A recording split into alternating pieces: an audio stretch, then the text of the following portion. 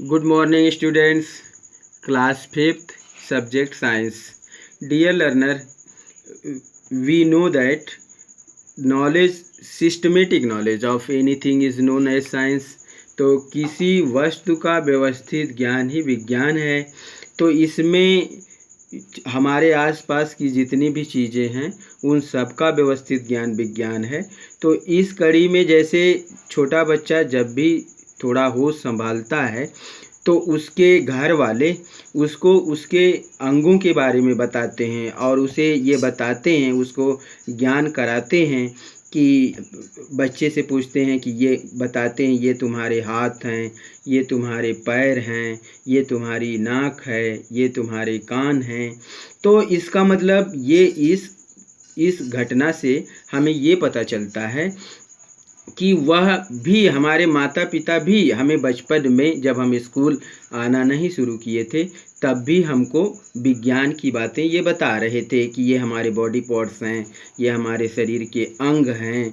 तो अब जैसे अब ये भी विज्ञान है, लेकिन जो जैसे जैसे हमारा ज्ञान बढ़ता गया तो अब जो सिस्टमेटिक नॉलेज है हम इसका व्यवस्थित ज्ञान प्राप्त करेंगे। हम अपने शरीर के अंगों के बारे में विशेष ज्ञान प्राप्त करेंगे और यही विशेष ज्ञान क्या है? विज्ञान है। तो आइए हम अपने शरीर के अंगों के बारे में जानते हैं कि हमारे शरीर के में कौन कौन से अंग हैं और कैसे कैसे कार्य करते हैं। You have already studied that our body is composed of cell. तो आपने पहले से ही अध्ययन किया हुआ है। यू हैव ऑलरेडी स्टडीड मतलब आपने पहले से ही, ऑलरेडी मीन्स पहले से ही जानते हैं या पहले से अध्ययन किया है कि दैट क्या अध्ययन किया है? Our body is composed of cells. हमारा शरीर जो है वह कोशिकाओं से बना है। There are trillions of cells in a human body. तो ट्रिलियन मीन्स अरबों, जैसे 1 10 100 1000 10,000 100,000 मिलियन 10 मिलियन 100 मिलियन, फिर क्या आता है? ट्रिलियन। तो हमारे शरीर में कितनी कोशिकाएं हैं? There are trillions of cells in a human body. तो मानव के शरीर में खरबों कोशिकाएं होती हैं। ट्रिलियंस मीन्स खरबों कोशिकाएं होती हैं। The cells that perform a common function are group together to form a tissue. The cells that perform a common function. The cells मतलब वह कोशिकाएं जो एक कॉमन फंक्शन मतलब एक निश्चित कार्य करती हैं। तो आर ग्रुप टुगेदर, वह कोशिकाएं जो एक निश्चित कार्य करती हैं उनको एक साथ ग्रुप किया जाता है, उनका एक समूह बनाया जाता है टू फॉर्म ए टिश्यू, और यह ऊतक बनाती हैं। तो सेल तो हमारे शरीर में खरबों सेल हैं, लेकिन उन सेलों में भी कुछ सेल ऐसी हैं जो निश्चित कार्य करती हैं, कोई एक निश्चित कार्य करती हैं। इन निश्चित कार्य करने वाली कोशिकाओं को एक ग्रुप एक समूह बनाया गया है और इस समूह को ऊतक कहते हैं, टिश्यू कहते हैं। The tissue that carry out the same task from an organ.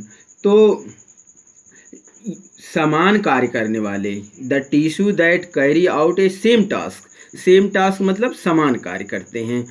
वे ऊतक जो समान कार्य करते हैं वह फॉर्म एन ऑर्गन, एक अंग का निर्माण करते हैं। वे ऊतक जो एक समान कार्य करते हैं उन्हें अंग कहते हैं, वे अंग का निर्माण करते हैं। तो ये group of organ that work together and carry out a function is called an organ system। तो अंगों का एक समूह जो एक साथ काम करते हैं और एक कार्य करते हैं उन्हें अंग प्रणाली कहते हैं। ये ग्रुप ऑफ ऑर्गन तो अंगों का एक समूह दैट वर्क टुगेदर जो साथ कार्य करता है and carry out a function एक निश्चित कार्य करता है, उसे ऑर्गन सिस्टम अंग प्रणाली कहते हैं। Different organ system perform different function. तो अलग अलग अंग प्रणाली अलग अलग कार्य करती है and together make an organism. और ये सब एक जीव को बनाती हैं। ये सभी अंग प्रणालियाँ या सभी अंग, ये सभी अंग ऑर्गन सिस्टम मिला करके एक जीव का निर्माण होता है। अब ये जीव मानव भी हो सकता है, एनिमल भी हो सकता है। तो इसका मतलब मानव में भी ऑर्गन सिस्टम है, एनिमल में भी ऑर्गन सिस्टम है। आंसर दिस क्वेश्चन ओरली, इन प्रश्नों के उत्तर दीजिए मौखिक। Name the organ of digestive system. Digestive system में कौन कौन ऑर्गन काम करते हैं, जैसे मुख है और ये जो आहार नली है, इंटेस्टाइन है, स्टमक है, ये सारे ऑर्गन मिल करके क्या करते हैं, ये डाइजेस्टिव सिस्टम के ऑर्गन हैं, अंग हैं। पेट है, मुंह है और आहार नली है, ये सब क्या है, ये डाइजेस्टिव सिस्टम के ऑर्गन हैं। Name the organ system and comprises of the brain, nerves and spinal cord. तो ये जैसे brain, nerves and spinal cord, ये सब किसके ऑर्गन हैं, किसके अंग हैं, ये नर्वस सिस्टम के अंग हैं। What are the organ that form a circulatory system. तो सर्कुलेटरी सिस्टम में कौन कौन से ऑर्गन आते हैं, तो सर्कुलेटरी सिस्टम में हार्ट है, आर्टरी है, वेन है, ये सब क्या हैं, ये सर्कुलेटरी सिस्टम के अंतर्गत आते हैं। In this chapter we will read about the skeletal system and the circulatory system in detail. तो देखिए हमारे शरीर में तो बहुत सारे ऑर्गन सिस्टम हैं, लेकिन अब इसी चैप्टर में आपको सारे ऑर्गन सिस्टम के बारे में नहीं पढ़ाया जा रहा है। इसमें से 2 सिस्टम चुन लिया गया है। कौन कौन सा, स्केलेटल सिस्टम और सर्कुलेटरी सिस्टम। स्केलेटल सिस्टम मतलब कंकाल तंत्र को चुन लिया गया है और सर्कुलेटरी सिस्टम मतलब जो खून का परिसंचरण है, तो परिसंचरण तंत्र को चुना गया है और कंकाल तंत्र को चुना गया है। The skeletal system, the skeletal system is a rigid framework. तो the skeletal system is a rigid framework of bone that serve many function.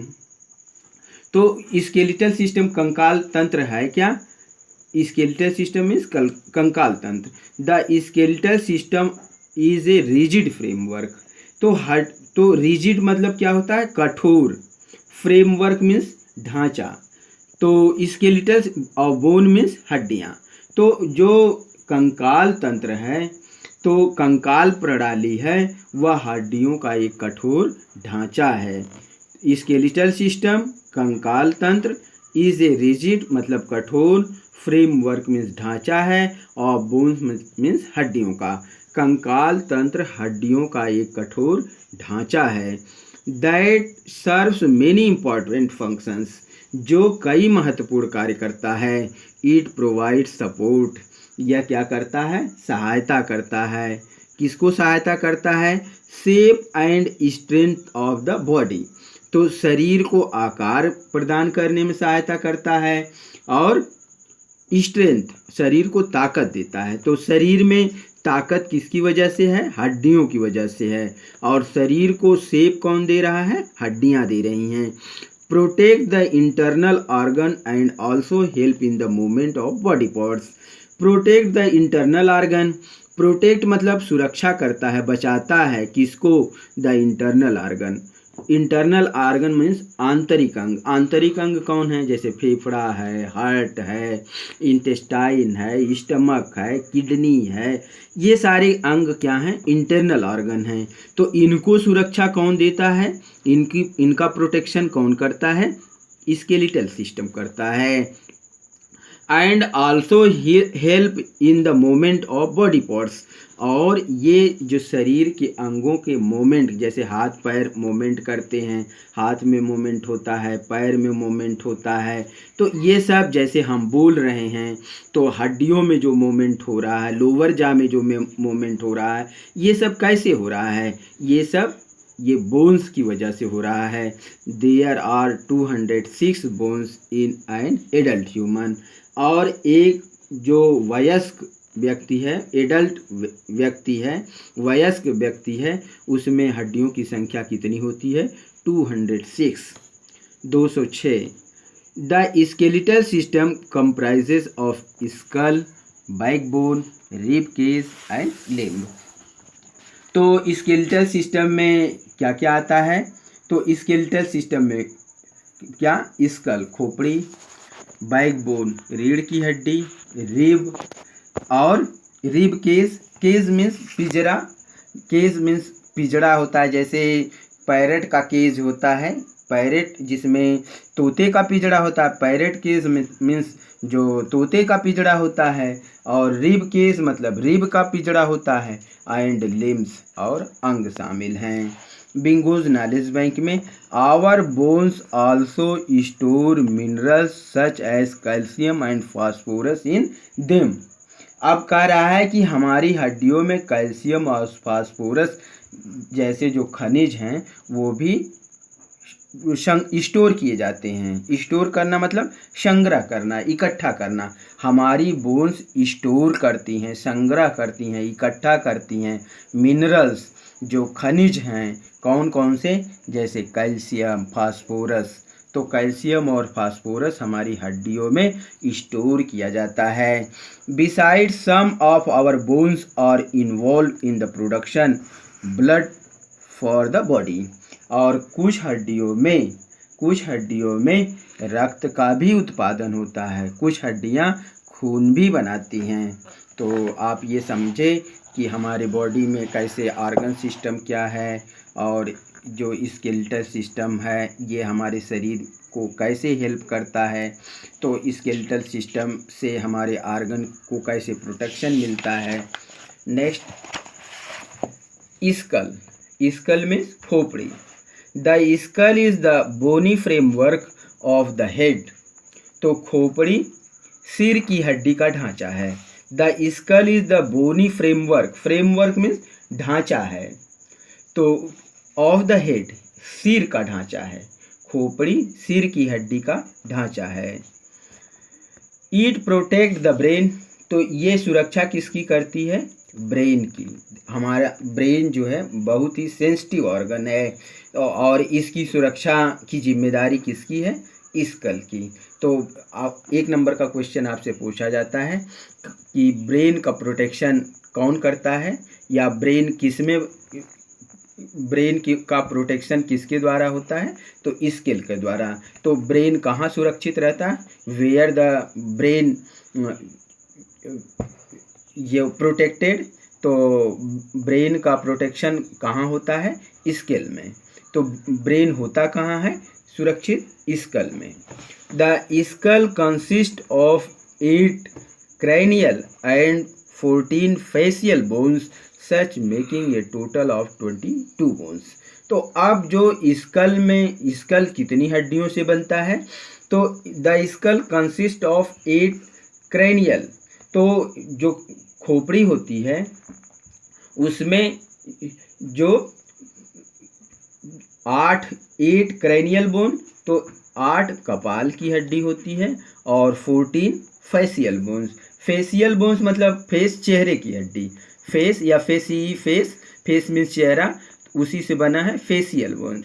Facial bones मतलब चेहरे की हड्डियाँ। जो स्कल है, जो खोपड़ी है, इसमें 8 जो है वो कपाल की हड्डियाँ हैं, और 14 जो है चेहरे की हड्डियाँ हैं। 10 making a total of 22 bones. तो इसमें स्कल में कुल कितनी हड्डियाँ हो गई? 22 बोन्स हो गई हैं। तो the cranial bones make up protective frame around the bones. जो 8 क्रैनियल बोन्स हैं, जो 8 कपाल की हड्डियां हैं, वो प्रोटेक्टिव फ्रेम, तो वो ढांचा बनाती हैं किसकी सुरक्षा का? ब्रेन की सुरक्षा का। ये मस्तिष्क की सुरक्षा का ढांचा बनाती हैं। The facial bones make the upper and lower jaw. अब जो 14 फेशियल बोन्स हैं ये क्या बनाती हैं? Make the upper and lower jaw. अब ये जो है ऊपरी जबड़े और निचले जबड़े को बनाती हैं। And other facial structure. और जो चेहरे का भाग होता है, तो और चेहरे के भाग को ये हड्डियाँ बनाती हैं। Except the lower jaw all other bones in the skull are fixed. तो लोअर जा जो निचला जबड़ा होता है, निचले जबड़े को छोड़ करके all other bones in the school, तो खोपड़ी की जितनी सारी हड्डियां हैं आर फिक्स्ड, और वह एक जगह स्थिर होती हैं, फिक्स रहती हैं। एंड हेंस इमूवेबल, और वह हिलती डुलती नहीं हैं। हिलता डुलता कौन है? We are able to talk and eat because of the movable lower jaw. जो निचला जबड़ा होता है, इसकी हड्डियां जो है वो हिलती डुलती हैं, इसी की वजह से हम बात कर पाते हैं और हम खाना खा पाते हैं। तो प्रिय विद्यार्थियों, आपने स्कल के बारे में पढ़ा। तो स्कल जो हमारे स्केलेटल सिस्टम का एक महत्वपूर्ण भाग क्या है? स्कल है, खोपड़ी है। और ये खोपड़ी क्या होती है? फ्रेमवर्क ऑफ हेड, व सिर का वो हड्डियों का ढांचा है। तो और ये करता क्या है? यह हमारे ब्रेन को सुरक्षा देता है। ये बना किससे है? 8 क्रैनियल और 14 फेशियल बोन से। 8 कपाल की हड्डियां और 14 जो है वो चेहरे की हड्डियों से मिलकर बना है। इसमें कुल हड्डियां कितनी होती हैं? 22 होती हैं। और जो क्रैनियल बोन्स हैं वो ब्रेन के चारों तरफ सुरक्षा प्रदान करती हैं। जो फेशियल बोन्स हैं वो अपर जा और लोअर जा को बनाती हैं और चेहरे को बनाती हैं। जो अपर जा होता है उसकी हड्डियां, अपर जा और क्रैनियल बोन्स जो हैं ये सब आपस में फिक्स होती हैं, एक जगह स्थिर होती हैं, जुड़ी रहती हैं। और ये इनमें मूवेबल नहीं होती हैं, ये इधर उधर घूमती नहीं हैं। तो केवल स्कल में जो लोअर जा होता है इसी की हड्डियां हिल सकती हैं, और इसी की वजह से हम खाना खा सकते हैं, हम बोल सकते हैं। अब हम किसके बारे में पढ़ेंगे? बैकबोन के बारे में। अब रीढ़ की हड्डी के बारे में पढ़ने जा रहे हैं। तो रीढ़ की हड्डी के बारे में, बैकबोन मीन्स रीढ़ की हड्डी। The backbones is also known as vertebral column और द स्पाइन। तो जो रीढ़ की हड्डी को कशेरु, वर्टिब्रल कशेरु स्तंभ या रीढ़ के रूप में जाना जाता है, स्पाइन के रूप में या रीढ़ के रूप में जाना जाता है। तो the vertebral is also, the backbone is also known as the vertebral column और स्पाइन। रीढ़ की हड्डी को कशेरु स्तंभ या रीढ़ के रूप में जाना जाता है। It consist of 33 irregular shape bones are called vertebra. तो इसमें कुल 33 इरेगुलर अनियमित आकार की हड्डियां होती हैं। इसमें जो बैकबोन है इसमें 33 अनियमित इरेगुलर शेप, अनियमित आकार की हड्डियां होती हैं, जिन्हें कशेरु कहा जाता है। वर्टिब्रा मीन्स कशेरु। इसी के आधार पर वर्टिब्रेट और इनवर्टिब्रेट बना है। वर्टिब्रेट मतलब जिसमें कशेरुक होती है, और इनवर्टिब्रेट मतलब जिसमें कशेरुक नहीं होती है। आगे चल कर के आपको जब एनिमल का क्लासिफिकेशन पढ़ाया जाता है तो बहुत सारे एनिमल हो जाते हैं। जब एनिमल का हम स्टडी करते हैं तो एनिमल के स्टडी में हम एनिमल को 2 भागों में बांट देते हैं, एक वर्टिब्रेट और दूसरा इनवर्टिब्रेट। वर्टिब्रेट मतलब जिसमें रीढ़ की हड्डियां पाई जाती हैं, और इनवर्टिब्रेट मतलब जिसमें रीढ़ की हड्डियां नहीं पाई जाती हैं। तो नेक्स्ट देखिए, these bones make a strong framework which protect the spinal cord. तो ये हड्डियाँ क्या करती हैं? Make a strong framework. ये जो 33 इरेगुलर बोन्स हैं, जो 33 अनियमित आकार की हड्डियाँ हैं, मेक ए फ्रेमवर्क, यह एक ढांचा बनाती हैं, विच प्रोटेक्ट द स्पाइनल कार्ड, जिसमें जो स्पाइनल कार्ड है, रीढ़ की हड्डी है, वह सुरक्षित रहती है। तो ये 33 इरेगुलर शेप की जो बोन हैं, वर्टिब्रेट कशेरुक हैं, ये स्पाइनल कार्ड की सुरक्षा करती हैं, ये रीढ़ की हड्डी की सुरक्षा करती हैं। The vertebral column enable us to stand upright and maintain our balance. तो ये हड्डियाँ क्या करती हैं? ये हड्डी जो है कशेरु की जो हड्डियां हैं, वर्टिब्रल मतलब कशेरु, तो ये कशेरु की जो हड्डियां हैं हमें सीधे खड़े होने में और अपना संतुलन, मेंटेन आवर बैलेंस, अपना संतुलन बनाए रखने में मदद करती हैं। अब हम लोग रिब केज के बारे में पढ़ेंगे। तो रिब केज में द रिब केज, तो रिब आर थिन। अब देखिए पसली, हड्डी पसली का नाम आपने सुना होगा, बहुत लोग कहते हैं हड्डी पसली। तो हड्डी पसली मतलब, तो अभी जो हड्डियां आपने स्कल की पढ़ी, बैकबोन की पढ़ी, अब जो रिब केज पढ़ने जा रहे हैं वो क्या है? पसलियां हैं। रिब केज कौन सी हैं? जो पसलियां हैं। तो रिब आर थिन, तो पसलियां क्या होती हैं? वो पतली होती हैं। फ्लैट चपटी होती हैं। एंड कर्व्ड बोन्स, और मुड़ी हुई हड्डियां होती हैं। तो पसलियां क्या होती हैं? पसलियां पतली होती हैं, चपटी होती हैं और मुड़ी होती हैं। And curve bone, they form ये protective cage around the heart and lung called the rib cage. अब ये क्या करती हैं? दे फॉर्म, ये बनाती हैं प्रोटेक्टिव केज, मतलब सुरक्षात्मक वो केज, पिंजरा बनाती, ये सुरक्षात्मक पिंजरा बनाती हैं अराउंड द हार्ट, किसके चारों तरफ? हमारे हृदय के, हार्ट के चारों तरफ। एंड लंग्स, और फेफड़े के चारों तरफ। This is called rib cage, जिसे रिब केज कहते हैं। जैसे हमने बताया पैरेट केज, तो पैरेट केज मतलब जो तोते के लिए पिंजरा बनता है, और यहाँ पर जो रिब केज बन रहा है ये किसके लिए बन रहा है? Protective cage around the heart, ये हार्ट की सुरक्षा के लिए, हृदय की सुरक्षा के लिए, और लंग्स और फेफड़े की सुरक्षा के लिए बन रहा है। कौन बना रहा है? रिब केज बना रहा है, जो पसलियां हैं। The rib cage consist of 24 bones arrange in 12 pairs of ribs. तो रिब केज जो है, जो पसलियां हैं, इसमें 24 बोन्स, 24 हड्डियां पाई जाती हैं, अरेंज होती हैं, इनमें व्यवस्था होती है। कैसे? 12 पेयर्स ऑफ रिब, और ये 12 जोड़ी पसलियों, 12 जोड़ी की पसलियों में अरेंज होती हैं। The rib are joint, the rib are joint to breast bone और the sternum in the front and to the back bone at the back. तो जो ये पसलियां हैं, ये द रिब्स आर ज्वाइंट, ये जुड़ी होती हैं कहाँ? To the breast bone. Breast bone, तो ब्रेस्ट बोन जो छाती की हड्डियां हैं ये इनसे जुड़ी रहती हैं। और द स्टर्नम, और या उरोस्थी, तो इन द फ्रंट, सामने की तरफ ये छाती से जुड़ी रहती है। And to the back at the back bone at the back, और पीछे की ओर जो है वो रीढ़ की हड्डी से जुड़ी रहती हैं। कौन? ये पसलियाँ। पसलियाँ जो है, अभी तो बैकबोन में 33 आपने पढ़ा है, तो ये पसलियाँ जो हैं पीछे की तरफ कहाँ जुड़ी रहती हैं? वो बैकबोन से जुड़ी रहती हैं।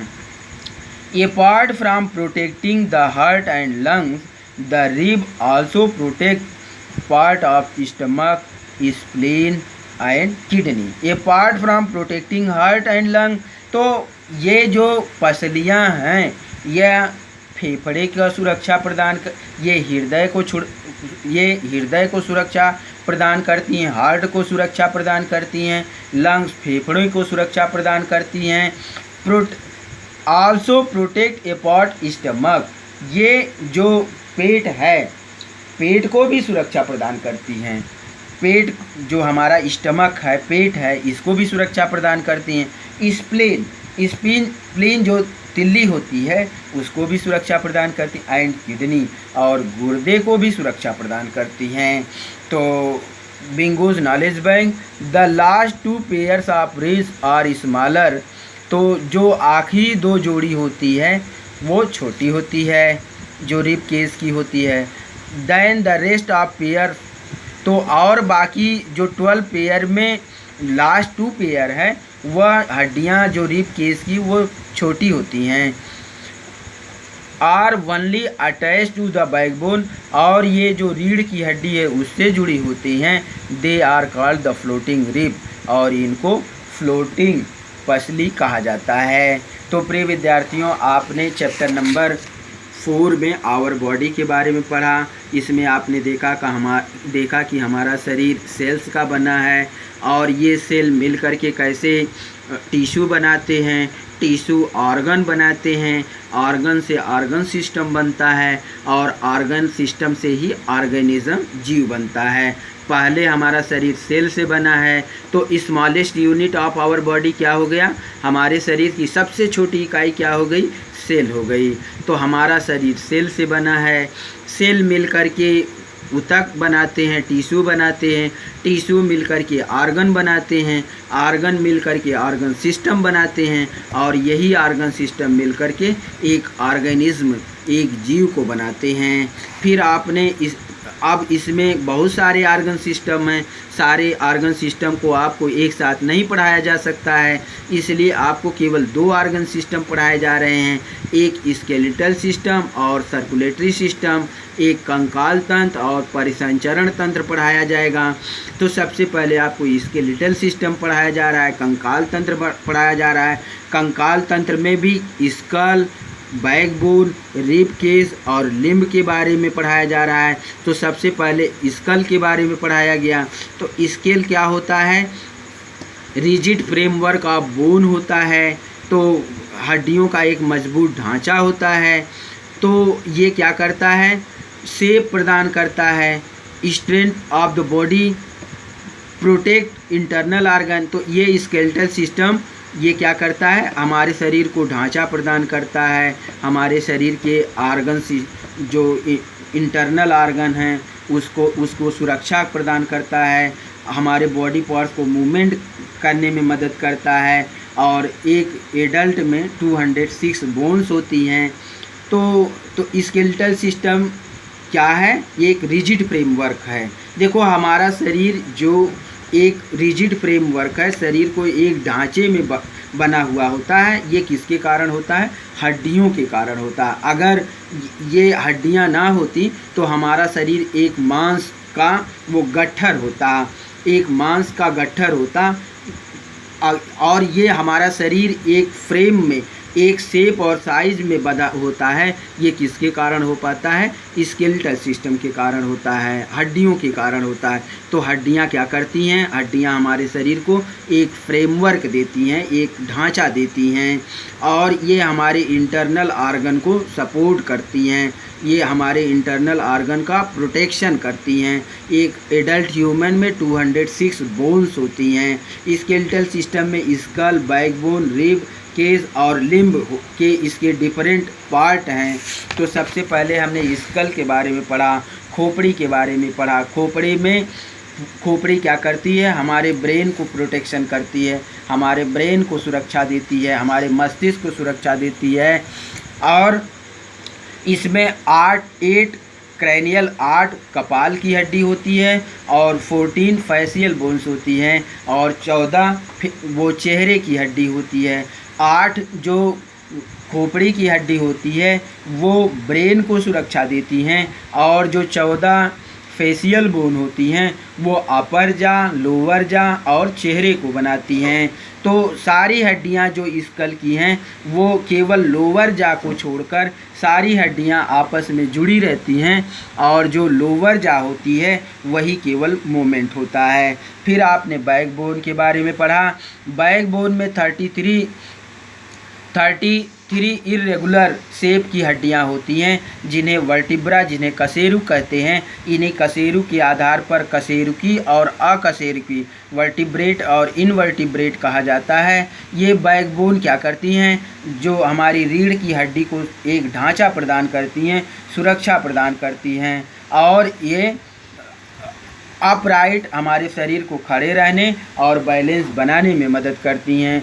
फिर आपने रिब केस के बारे में पढ़ा। जो रिब केस है, जो पसलियाँ होती हैं ये पतली होती हैं, चपटी होती हैं और मुड़ी हुई होती हैं और ये क्या करती हैं, इसमें 24 बोन्स होती हैं, 12 पेयर में अरेंज रहती हैं और ये क्या करती हैं, ये आगे की तरफ ब्रेस्ट बोन से और पीछे बैक बोन से जुड़ी रहती हैं और ये प्रोटेक्शन करती हैं हार्ट का, लंग का, स्टमक का, स्प्लीन का और किडनी का। तो प्रिय विद्यार्थियों, आपने आवर बॉडी में आवर बॉडी के बारे में पढ़ा, फिर स्केलेटल सिस्टम के बारे में पढ़ा।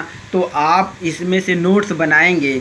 स्कल क्या होता है, स्कल का डायग्राम बना करके स्कल के बारे में लिखेंगे, बैकबोन का डायग्राम बना करके बैकबोन के बारे में लिखेंगे, और रिब केस का डायग्राम बना करके रिब केस के बारे में लिखेंगे। और इसको कम से कम 2 टाइम्स 3 टाइम्स आप पढ़ेंगे। जितनी बार पढ़ेंगे आपको स्कल की बातें समझ में आ जाएंगी, बैकबोन की बातें समझ में आ जाएंगी और रिब केस की बातें समझ में आ जाएंगी। एग्ज़ाम में शॉर्ट नोट पूछा जाता है, write short note on skull, backbone, rib case with the help of diagram. Diagram बना करके आपको स्कल को एक्सप्लेन करना पड़ता है, डायग्राम बनाकर बैकबोन को एक्सप्लेन करना पड़ता है, डायग्राम बना करके रिब केस के बारे में एक्सप्लेन करना पड़ता है।